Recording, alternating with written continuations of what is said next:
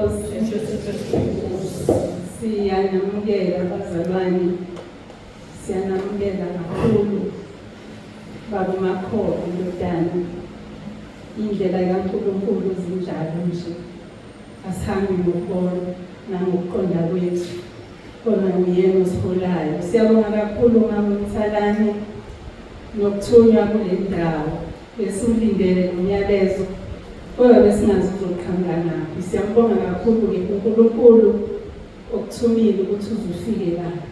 USentabeni kaJehova kuyabonelelwa, asihambi ngokubona nangokuhlakanipha kwethu, uNkulunkulu esilalela yena. So ngimukela wonke umuntu okhona namhlanje, sizweleni nisekhaya, izindlu zangasese zingapha zonke okwamanje zisengalaya, abesilisa ngasekuqaleni, abesifazane ngapha sisayivalile le encane yey'ngane ngenxa yokuthi sinabakhi bayayisebenzisa kakhulu. So siyambonga-ke uNkulunkulu bazalwane, ngizwile indaba yomlilo. Sengathi singawufuna nomlilo, uyatholwa, athothula kahle, amandla atholwa ngokuhlala kuye. Shuthi ngeke uze wathi uthole lo mlilo ungahlezi kuye, ngeke uze uthole ungahlezi.